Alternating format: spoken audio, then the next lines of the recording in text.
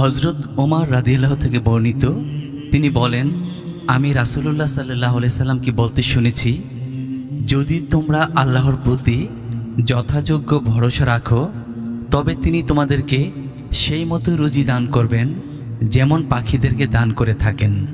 তারা সকালে ক্ষুধার্ত হয়ে বাসা থেকে বের হয় এবং সন্ধ্যায় উদর পূর্ণ করে বাসায় ফিরে। সূত্র আহমদ হাদিস নং 205, তিরমিজি হাদিস নং 2344, ইবনে মাজাহ হাদিস নং 4164, হাকেম হাদিস নং 7894, সহিহুল জামে হাদিস নং 5254। হযরত আবু বকর রাদিয়াল্লাহু থেকে বর্ণিত, তিনি বলেন, আমি মুশরিকদের পায়ের দিকে তাকালাম যখন আমরা সওর গুহায় লুকিয়েছিলাম এবং তারা আমাদের মাথার উপরে ছিল।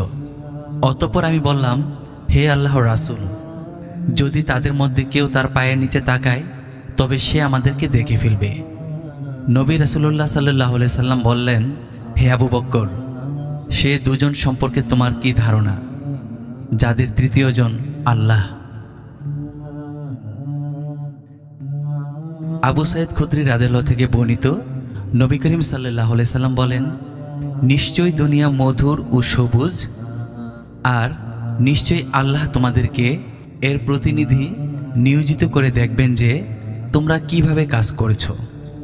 অতএব তোমরা যদি সফলকাম হতে চাও তাহলে দুনিয়ার ধোঁকা থেকে বাঁচো এবং নারীদের ফিতনা থেকে বাঁচো, কারণ বনী ইসরায়েলের সর্বপ্রথম ফিতনা নারীকে কেন্দ্র করেই হয়েছিল।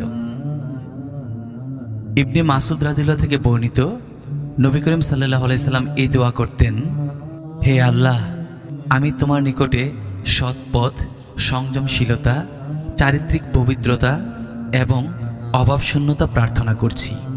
সূত্র সহিহ মুসলিম হাদিস নং 7079। আবু তারিফ ইবনে হাতেম তাই রাদিয়াল্লাহু থেকে বর্ণিত, তিনি বলেন, আমি রাসূলুল্লাহ সাল্লাল্লাহু আলাইহি সাল্লামকে এ কথা বলতে শুনেছি, যে ব্যক্তি কোনো বিষয়ের উপর কসম খাবে অতঃপর তার চেয়ে বেশি আল্লাহ ভীতির বিষয় দেখবে, তার উচিত আল্লাহর ভীতির বিষয় গ্রহণ করা। সূত্র সহিহ মুসলিম হাদিস নং 4364।